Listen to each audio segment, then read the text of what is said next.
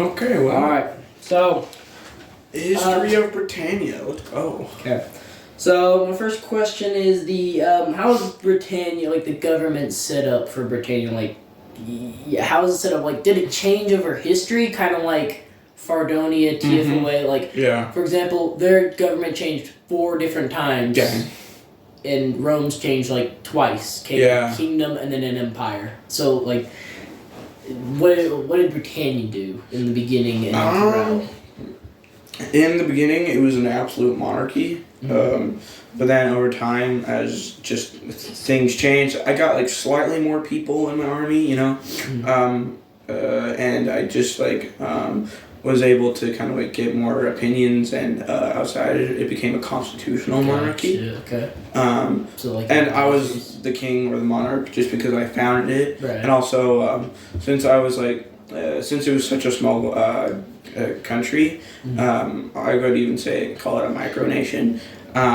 Is that it didn't like need anything past a monarchy. It was just kind of like a leader, you know. So Britannia's always been pretty much a monarchy its entire history. Yeah, most likely from a monarchy to a constitutional monarchy. Okay, gotcha. Action. Okay.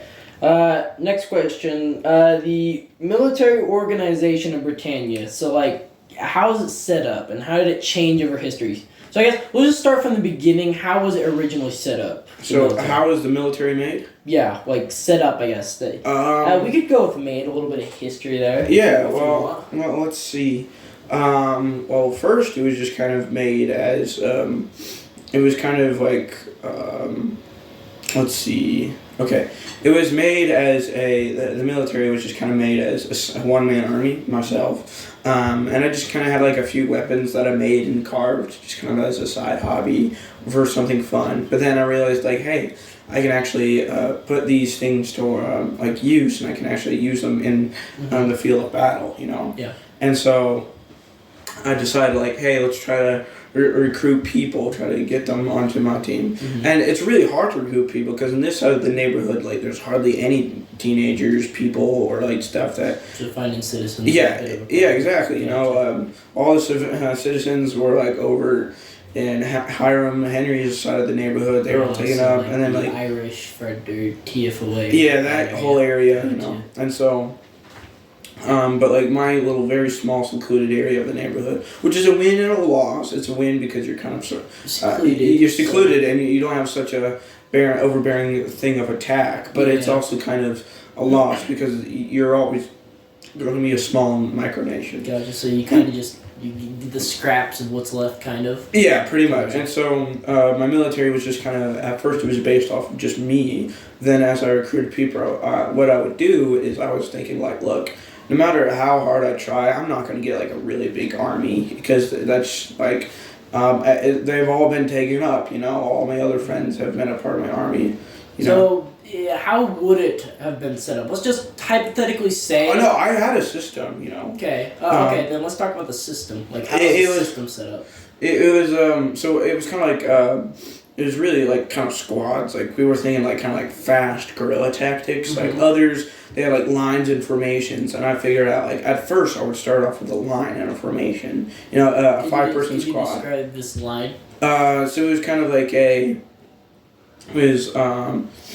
how would I would kind of put it as the commander kind of like in the front of the line, but there was one scout. There was normally one scout that would go ahead, you know, and just kind of scout things out, and then report back. It wasn't anything crazy, and so the formation was kind of in a almost kind of like a diamond shape, but then like the scout being like... So there'd be like a spear point? Yeah. Okay. So kind of like the diamond shape like this, and then like, so one person here, one person here, one person here, and one person here. Yeah. So I'd be here, and then a scout would be like right here to kind of like make a point. So there'd be like a hollow inside of the formation almost? Yeah. Okay. So what that allowed it to create is two things. First of all, we could split apart easily, but then we could also like huddle in closer to create like a defensive kind of circle / triangle. Gotcha. So did Britannia ever have like you're saying you had systems already planned out? Did Britannia ever have a system of like legions almost, like for example? Rome, like for example Rome. a standard legion would be, like 8 people, and then like this amount of legionaries, auxiliaries, etc. Did Britannia ever have something like that? Or, like, what would these groups be, like, people made up of, and like what professions do they have within that group / military? So kind of like, since we were such a small like micronation, we only really had like 3 main groups, so we had oftentimes we'd have like 2 or 3 spearmen, so they would just have like long spears and a shield. So like the Britannian spear. Yeah, exactly, like the long Britannian spear, or we normally have 2 or 3 of them depending on the battle. We were meant to be adaptable and easily change outable. So another thing is, are you saying Britannia never had a standard kit? There was never a standard kit? No. We were all about like a personalized quality over quantity. Gotcha. Like, we never had a standardized kit. So did Britannia like go kind of like a Greek state kind of thing? It's where like the rich got this and the poor got this, whatever they could afford, or did the state provide it? Kind of the state provided it, because since we were we had like a pretty big, like, good enough economy. Like, we always had enough bottle caps. I could do purchases easily, and so we had we had a big economy, but like we had like such a small population that we could the state could oftentimes provide. The military was usually like a pretty elite force. Yeah, like we put a lot of like training and just kind of into this force, there wasn't like it was just kind of really well structured and just kind of meant to be like squadron based, and we did a lot of training on not like formation, spending time on formations, like a little bit, but like once we got the idea down, we moved on, and we spent a lot of our time like kind of doing like how we could make our small numbers really impactful. We would spend a lot of time like figuring out how to work together as a team and plans. Like guerrilla style kind of battles. Yeah. So like guerrilla warfare a lot. Okay. A little bit, yeah. Okay. So like just depending whatever the state thought the army required for a certain battle or event, that's what that's what you would be assigned with. Okay, got you. Okay. So how about the economy of Britannia? Like, what was it made of? Like, what made the economy? Because you said before, the Britannian economy was massive. So, like, what made it massive? Like, what... what made Britannia such a powerhouse of economy, I guess? Just weapon exports and making. Yeah, like exports, imports, like... we had a lot of... we just mainly did exports and, like, deals, and... something kind of interesting is oftentimes we would just kind of we would ally with whatever country like needed weapons or needed like specialty items, and then we would ally with them, and then we would like deliver like what they wanted. So they would be like, hey, can I get a long spear, and then I'd be like, okay, that'll be some like 20 bottle caps, 10 bottle caps, etc. Gotcha. And so oftentimes we had enough of an income that like greatly overpowered the materials cost, and what we often did is we would oftentimes serve with a country or an alliance long enough that they would like begin to like really trust us and almost, I wouldn't say rely, but like really care or want our weapons because they were pretty good, So what you're saying is Britannia weapons were the highest quality, like... I'm gonna come out on a limb and say yes, just absolutely yes. Okay. So that I was about to ask, like, well, why was the Britannian government so, I wouldn't say reliant, kind of, but kind of not reliant on like, weapon exports. On weapon exports, but you're saying it's because they're the highest quality in COCOP. Yeah, and so I would say so. So thus nations wanted this high quality equipment and gear, and it was expensive, cheap, whatever. Exactly. You just exported so much of it, or enough of it, to the point where Britannia had a really good income, or like economy income. Exactly. And what we would almost do is this is kind of something that I kind of unveiled secret per se. You know, it was a bit spicy. Is anytime a country like didn't want any of our weapon exports anymore or wasn't interested, what we would do is we'd tell them, okay, we're going to go to your enemy country and then we're going to export weapons to them, you know. Okay. So we kind of put them in a pinch where they had to want to keep getting our weapon exports, you know. So you're kind of like a neutral. So Britannia was mostly a neutral party for the most part? For the most part, like during times when we weren't directly in war, we would just be like, whoever's willing to pay the most money will make the fanciest weapon so exports. Like a mercenary state almost. Pretty much. Gotcha. Like when it comes to weapon exports, we would just be like, okay, well, whoever wants to use weapons can get them, you know. Does that include military aid? Yes, sometimes.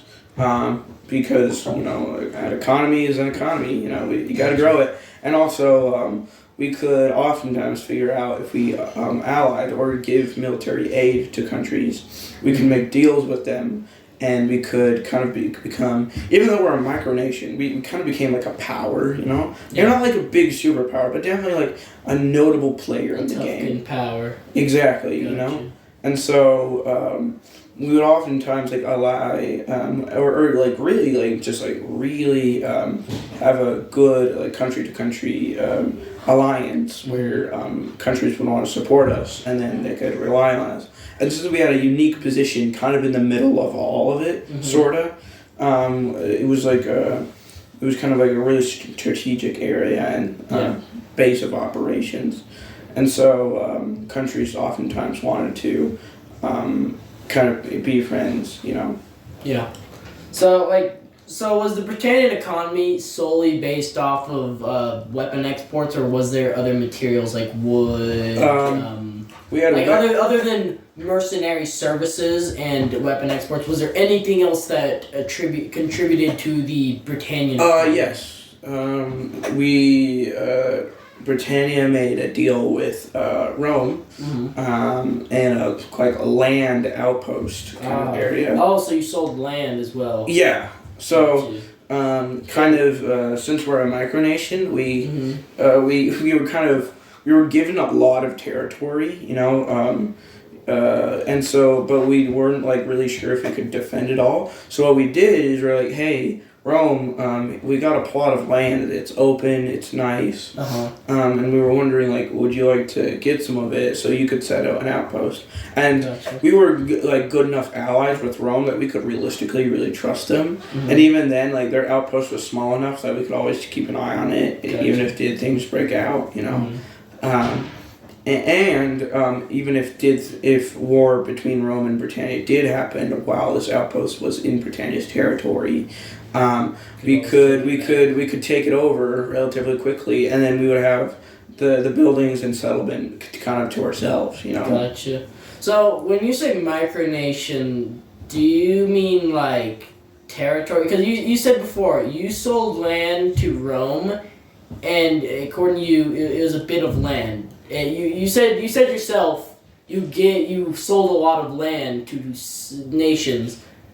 But you consider yourself a micronation, so like... Well, a micronation in the sense that we're like a small kind of country, like our economy is like, it's not like super big, you know, like nothing that we really do so was like super a small population and like a base of operations, but tons of land. Yeah. Gotcha. Okay. So like, I wouldn't say maybe not a micronation, I would say, but a small...